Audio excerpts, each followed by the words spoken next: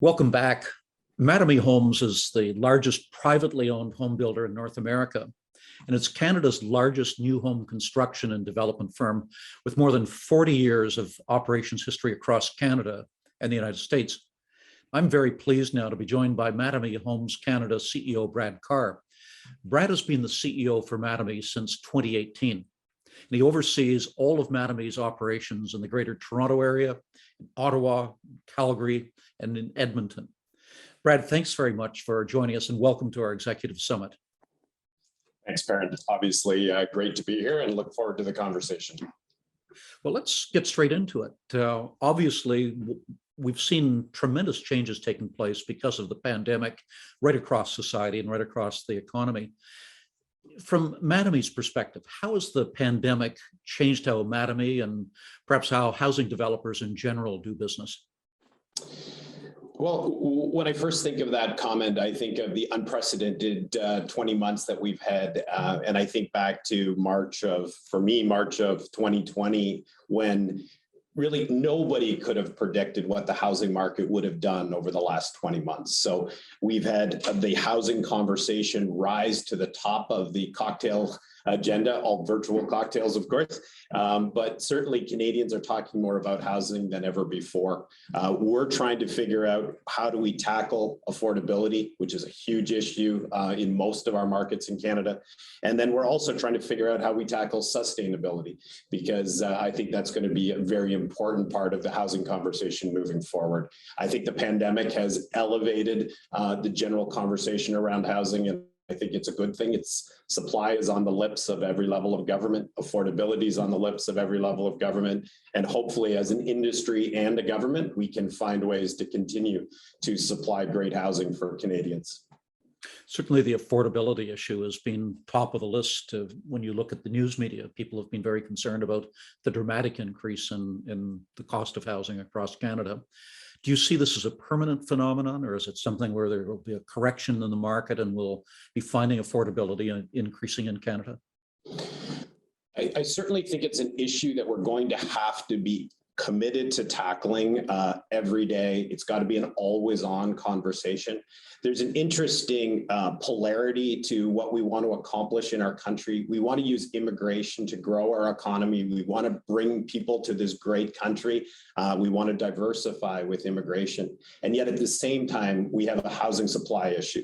And so if we're bringing more and more people to the country, we've got to figure out a way to create more housing supply. And that's creating housing supply where the jobs are.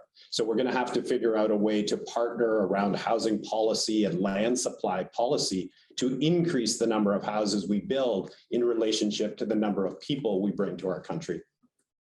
When you talk about ensuring we've got the housing where the people are and where the jobs are, one of the changes that we've seen during the pandemic is remote working and people moving to smaller communities out of the center of downtown metropolitan centers. Do you see this as a permanent change? Are there other trends that are showing in the housing market today as a result of COVID? I think it's a big piece of the go forward issue, Perrin. I do think that people have found opportunities to live in more remote locations or further out from the cores of our cities. And yet at the same time, I think we always have to remember that that's only a component of the population. Many of the key jobs in our economies have to show up every day to do their work, whether there be policemen or firefighters, nurses, doctors, paramedics, trade workers. So much of housing supply still needs to be where the jobs are. And so I think we need to look at all of these trends and solutions as a part of the problem, a part of the solution, but there's no silver bullet here. It has to be an all hands on deck approach. Other than the issue of where people are choosing to live, what locations they're living in, have you seen other changes taking place in terms of consumer preferences during the pandemic? Are they, for example, the development of work at home offices? Has this changed the pattern of how you're developing homes today? Yeah, I think there's been a lot of change in people's needs and desires. there's still a pretty big disconnect between wants and affordability. And so we're always looking to find the right balance between giving people what they want, giving people what they need at a price they can afford.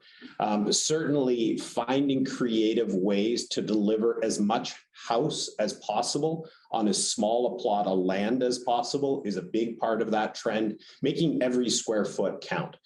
So much of the cost of the house is the input of the land itself. And as such, the ways that we can create really effective and desirable housing while using the minimum amount of land certainly is a big trend and something that gets at both that affordability piece and the desirability piece. That's an interesting point in itself. The cost of land is a major factor in terms of the cost of housing. What are some of the other challenges the sector faces? What about regulation? What about the cost of money and a range of other issues as well? Yeah, we could turn this 20-minute conversation into a 4-day conversation if we got into all the issues. But I think the reality is that there is so much noise right now around inflation. I think we can all agree that the inflation genie's out of the bottle, and we're all going to have to figure out in industry, whether it's housing or any other sector, how we contain that, how we control that. We're going to have to find more creative ways to deliver our products as cost effectively as possible. And we're going to need cooperation between government and industry to do that. It can't be a situation where we're at odds or we think the other side is the enemy. I think we're really going to have to work together with all levels of government to figure out this supply issue. Certainly right now, it's very noisy around the supply chain issues, but my hope is that those begin to free up. And then last and certainly not least is time is money. And approvals seem to be taking longer and longer. Red tape seems to be growing in every municipality and every province we work in. And in order to bring housing to market at a reasonable cost, we also have to learn how to do that faster. Let's touch on that for a moment. Mattamy Homes operates on both sides of the Canada-US border. You're responsible for the Canadian operations, and you have a colleague who's responsible for the US side. You compare notes, no doubt. In comparing the challenges in terms of bringing serviced land onto the market, being able to develop it, how does this compare in Canada compared to the United States? Yeah, it's an unfortunate answer, Perrin, and the reality is it's much more difficult on the Canadian side of the border than on the US side. While the approvals are the same, you need traffic studies, you need environmental approvals, you need zoning approvals. It seems like the overall mindset is, how do we slow this down? How do we make sure that we cater mostly to those who already have a house, i.e. NIMBYs, as opposed to those who need a house? And I think that's going to be a really interesting and challenging issue for us to tackle as a combined government and industry. Is we want to bring more people to this country. We need to bring more people to this country, but we can't let those who are already here dictate where they can live. We're going to have to find creative ways to do both. One of the things that we need to make sure we do is, and I don't know that we do enough of it here in Canada, is invest in infrastructure. We need to invest in transit before the houses are there, not after they're there.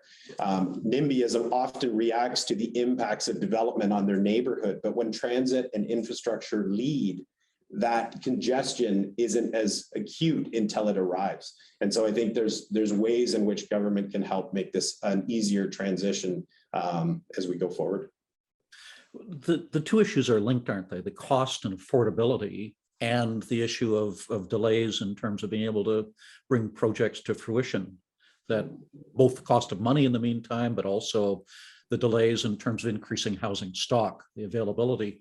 So it's ironic, I suppose, that actions taken by the government or by governments which slow down the ability to be able to service the market, those actions have the result of driving up the prices of housing as well, making it less affordable. And it is such an important point, Perrin, because I think so much of what government tries to do at times when they see the housing market overheated or they see affordability under more and more pressure is they go after the demand side. but the demand side is always on, and our immigration policies prove that demand will continue to be there, and we have to get at supply. And the one thing that we all know in business is capital is agnostic. Capital wants to seek out a return.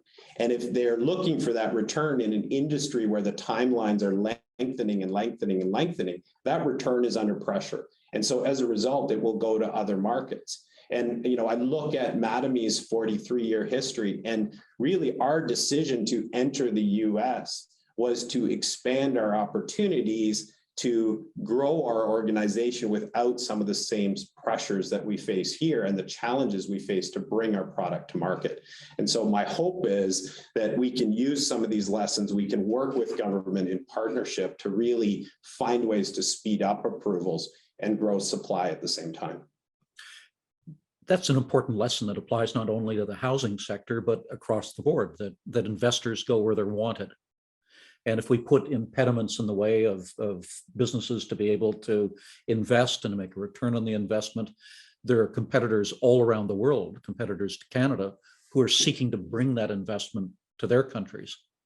Yeah, and you've talked, and your organization has done such a great job talking about building back better from this pandemic, not taxing our way out of it or figuring out how to suppress growth. We need to grow. And we need immigration. I keep talking about that, but we need to have housing for that immigration. And one of the ways that I think as an industry and as a chamber, we need to lobby our government as well is to make sure we've got the right immigration. We can't just bring people who want houses. We need to bring people who can build houses. And so bringing skilled trades to our country is just as important as bringing some of the technology sector and medical sector. We need a balance in our policies that really caters to the needs of everyone. And we're hearing about that shortage of skills and of labor right across the board. Yeah. And it's got to be a priority if we're going to restore the health of the economy. Brad, at the outset, you talked, first of all, obviously about the cost of housing, the affordability, but you also mentioned the whole question of sustainability. And when people go into Mattamy Homes' website, one of the first things that you see is the emphasis that you put on the issue of sustainability. We wouldn't have seen that just a few years ago on a developer's website. Why is this so important to you, and how's the sector working towards net zero? Well, first of all, I think policy is taking us there, but at the same time, I believe we have a responsibility to go there. And as the largest home builder in the country, I believe we have an opportunity, but also an obligation. I think that part of how you create a larger supply of more sustainable houses is you make a market. We need to find ways to build more sustainably so that all of the supply chain necessary to deliver more environmentally friendly homes grows, and as a result reduces in price. I think it's going to be very important that as we tackle affordability, we don't lose sight of sustainability. We can't make it an either or conversation. We need to make sure that at the same time we're finding affordable ways to house our population, we're doing it in an environmentally friendly way. If we look back over the last few weeks at the COP conference, it couldn't have been more obvious how important it is for us to do our part in delivering housing in a very sustainable way. And so I think the time is now. Well, what you're really talking about is innovation. Yeah. What are some of the ways in which Mattamy is innovating? Well, I'd love to tell you a real quick example. There are so many ways we're innovating, but one of the really exciting ones is we're about to start digging foundations on a new subdivision community that we're building in Markham, Ontario, where the entire 400-unit community will be on district geothermal energy. So instead of tapping into the natural gas grid to heat the homes and cool the homes, we'll be using the earth as a battery. And it's the first time a project of that scale on a low-rise form has been built. I think it's an example of what can be done. We are certainly doing more of it. We are currently drilling geothermal boreholes in I think 6 communities now are underway, and more are on the board. And so that's just one example of how we can innovate and at the same time use that innovation to really go after sustainability. That's exciting. It's clearly a case where it's going to be very good for the environment. So you have environmental sustainability. What about the economic sustainability? Is it affordable to do that? Yeah, what's interesting about it is it's a series of trade-offs. And so while the equipment and the infrastructure on day one is a little more expensive, the operating cost for the next 50 or 100 years is far less. And so what we're doing at Mattamy is we're trying to find new economic models where we can basically offset increased capital costs with a long-term rental revenue stream. So we essentially partner with the homeowner in delivering the full life cycle of that home ownership, both acquisition and operation, in a cost-neutral format. So it's going to take some education. It's going to take a bit of a shift for our buying public to understand the benefits. But I believe you combine the economic benefits with the environmental realities, and we're going to start to see that shift take place very quickly. So in some ways, it's analogous to what we're seeing with the electric car, where initially the cost was very high, range was limited, people were hesitant about getting into it. But increasingly, we're finding that the costs are equalizing or shifting in favor of electricity, and range is improving, and some of the other bugs are being worked out of the system. Yeah, it's a really exciting and dynamic time. I think we're going to have a lot more conversations. I think we need to have a lot more conversations. But the reality is we have the largest economic engine within and around housing in our country. And I think if we get all the conversations going in the right direction, we'll be capable of doing some pretty impressive things. When we were talking earlier about the issue of supply, obviously the planning process is at the municipal and provincial level, and the federal government is very limited in terms of what it can do there. But how can the federal government be helpful in terms of working with developers to solve the issue of supply? It's a really good question. I mean, the federal government, this past election was probably the first time I recall housing being such a key topic at the federal level. Typically, it's in the provincial election campaigns and the municipal election campaigns where housing issues are the most hotly talked about. But I believe right now it is all three levels of government that need to rally behind this. I think the federal government can participate most around infrastructure and transit. I think as to my earlier point around, we need infrastructure to lead, not follow development. We need to make sure that the zoning is considered early and often when planning these transit projects. So we need to make sure that the development approval rights are going to be there to take maximum advantage of those investments. And then the other thing that I think is always controversial but important for our federal government to recognize is house prices in Canada went up 18% in the last year. The GST component of that just incremental 18% increase was obviously massive. I wish I had the exact dollars to tell you, but there's many, many billions of dollars being pulled from the housing sector at a very time when we're under pressure on affordability. How does the government circulate that back around to either invest in the affordability piece or the sustainability piece with the right programs that take the dollars coming from housing and put them back into more supply of housing?